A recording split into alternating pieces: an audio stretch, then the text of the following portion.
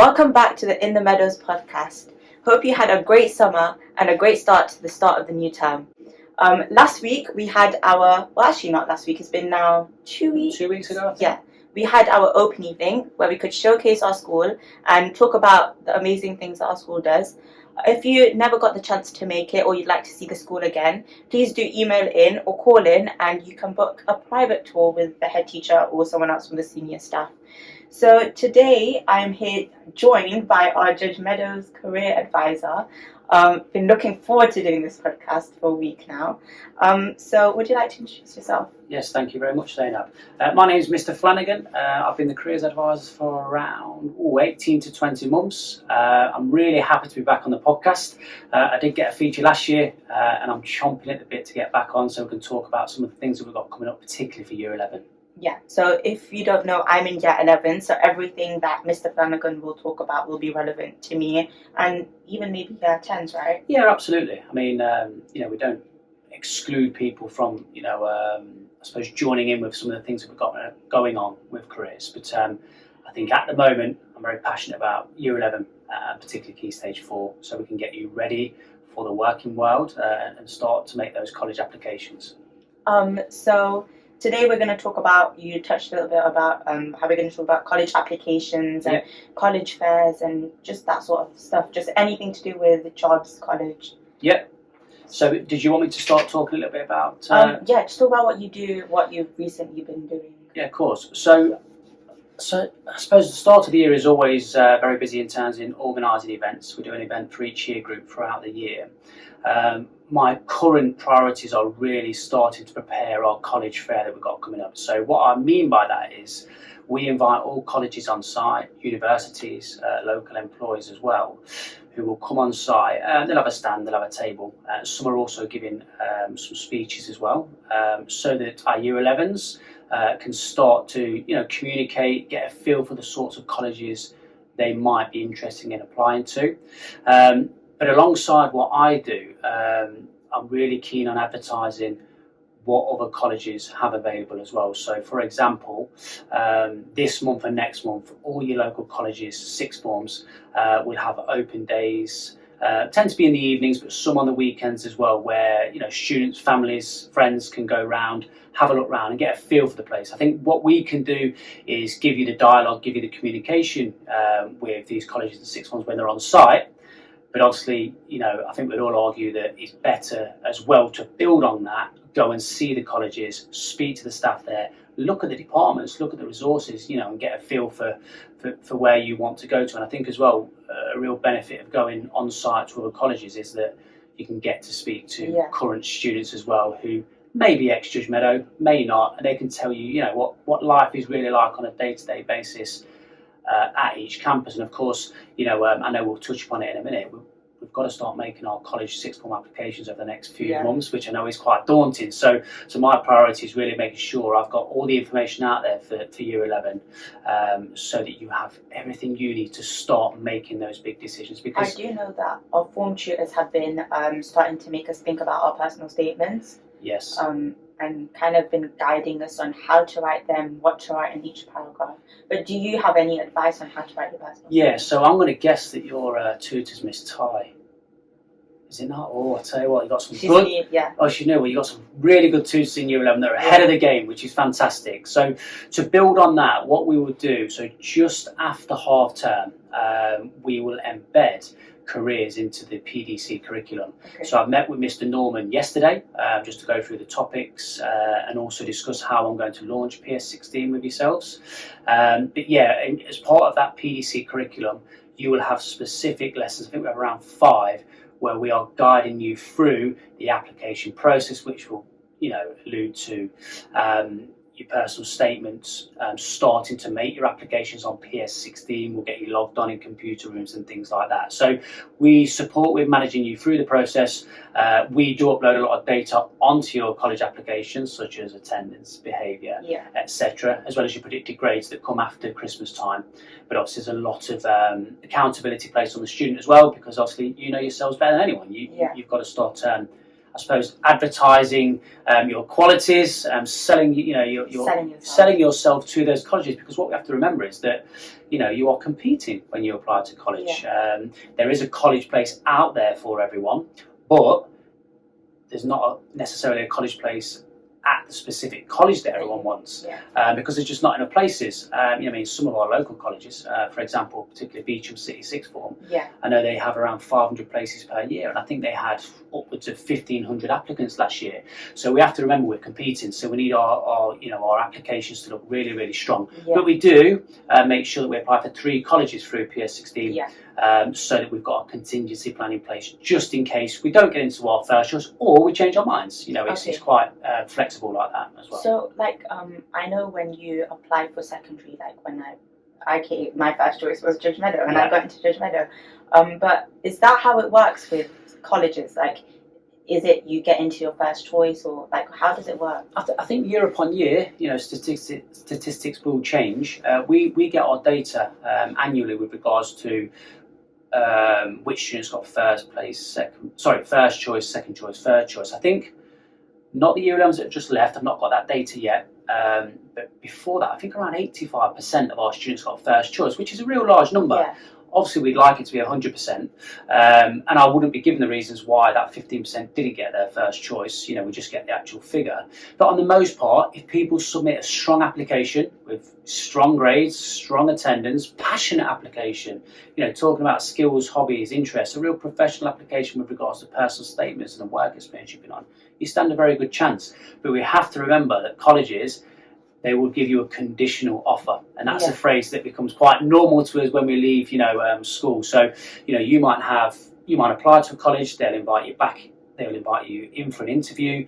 You'll obviously talk about yourself, they'll ask you various questions, and if they're impressed with you, they might say to you, okay, I will give you a conditional offer. So by that they mean if your attendance is where it needs to be, if your behaviour is as good as it should be, if your effort levels are as good as they should be, and your predicted grades become actual grades and are above a certain level, then you've got a strong chance of obviously being successful. And then on results day, that's when you then make contact with the college again to confirm, hopefully, that you've got those grades, and then you've got your place. But of course, every so often that's not always the case, and we're there to support on results day, to look into second and third choices. So from the start of the process, how do you start researching colleges, sixth forms? Where can you start from? Good question. I don't think there's one specific route. I think we're all different. However, based on the advice I would give, I would say a real good starting point is Unifrog. Now, you won't be surprised to hear me mention Unifrog. I've obviously done assemblies on it. I know we had a section on being Judgemeadow as well. And when I do the individual careers appointments, we do focus on that as well. Unifrog, I find, is a really good platform as almost a prerequisite to PS16. So using that beforehand, doing your research, it's actually really, really modern, really cool. And, you can actually just type in keywords of courses that you might like. So, for example, if you said, I'm interested in Spanish, I'm interested in sport, you put those keywords in and it will generate all the courses that are available locally. And then you can start researching those colleges, researching those courses. It's like having an online prospectus, but all centralised in one system. Now, I would always say you build on that. You come to our college fair here, you go to the other college fairs, but it's a real good starting point to start just understanding what is out there. I mean, if I was to take myself back to when I was your age, a long time ago, I knew of a few colleges, but I tell you what, there's way more out there than you think. That's colleges and sixth forms, Leicester and Leicestershire. Now, I know we're a Leicester school, but we're not too far from the county border, and some of us might be thinking, well, actually, I really like sport. I want to look at Loughborough. It's famous for sport. So, lots to explore on Unifrog as a starting point, but then we must build on that afterwards so we can really get to understand the ins and outs of those colleges and sixth forms. If you don't know what you want to do, so let's say I know what I would like to do, but let's say there's someone who doesn't know what courses they want to do, they just don't know. What advice would you give them? You know what, I'd say firstly, that is okay. And that is normal. I think at times we think we're the only person that doesn't know what we want to do. Some people will get to the age of 30, 40, 50 and still not know exactly what they want or wanted to do. I think that's quite common. But I think if you are feeling a bit anxious, you can book in for an appointment with myself, I'm more than happy to sit down and do a one-to-one. But also, again, I think, using Unifrog, if, for example, you've got a certain subject that you think, okay, I'm interested in that, where could that take me? So, for example, I've had 4 or 5 interviews today. One student liked English, but didn't know what careers, other than being an English teacher, what careers linked to English. So on Unifrog, you'd hit your keyword on subject and career search, and then you've got 20, 30, 40, 50 options of careers that might be linked to English. And I think we got to a point where we started looking at marketing roles and newspaper editors and things like that. So, I think it's, if we don't know what job we want to do, almost work backwards and start thinking, okay, well, what subjects do I like? Yeah. Do I want to pursue them, and where could that take me? Because I think that's really important as well. We must start thinking more and more about labour market information. I think me and Drew spoke about this last time on the podcast. We want to start thinking, well, what do I like? What career does that link to? How long have I got to study? Will that require university? Will it not? Will it cost me? If I'm investing 3, 4, 5, 6, 7 years and potentially thousands of pounds and a lot of effort and stress to get to that point, we want to know what jobs might be out there. Now, there's no guarantees, is there? Because we have these things that happen in the world, COVID, wars, etc. I mean, look at the current financial situation, so interest rates going crazy and whatnot. So we can never guarantee exactly what's going to be out there. But I think if we can start kind of almost working our way backwards, that should help. And again, Unifrog, labour market information, it will tell you roughly, what sectors are growing, what sectors are shrinking. So you can start planning, what do I like? Where could it take me? How many jobs might be out there? How much might I get paid? So it is a bit confusing at times. I do remember when you first introduced us to Unifrog. I remember we were told to do the skills test. I think it was really interesting to see, because I just changed my mind from being a lawyer to medicine, and I didn't even know what I wanted to do. Not that it's a bad thing, just I just like having that clarity in my head, knowing what there is out there. So I did that test, and it was like they brought up all these different careers that I didn't even know existed. So I do think Unifrog is a really good platform to look at. Yeah, it is, and I must confess, we don't have shares in Unifrog. I'm not trying to publicise it, to benefit myself. All trust schools use Unifrog. It's nationwide. I think it's used in America as well. And it's a fantastic tool. And I'm glad you raised those quizzes. Actually, that's a real good starting point as well. I should have mentioned that. So thanks for raising. If you really have no idea, those quizzes take you right back to basics. And Unifrog can generate from your answers careers that might suit your personality or your dominant characteristics. And as much as it doesn't mean you have to go and do those jobs. It could just be the spark that you need to go, right, okay, let me have a look at this, let me have a look at that, and it gets a bit of fire in your belly to get going.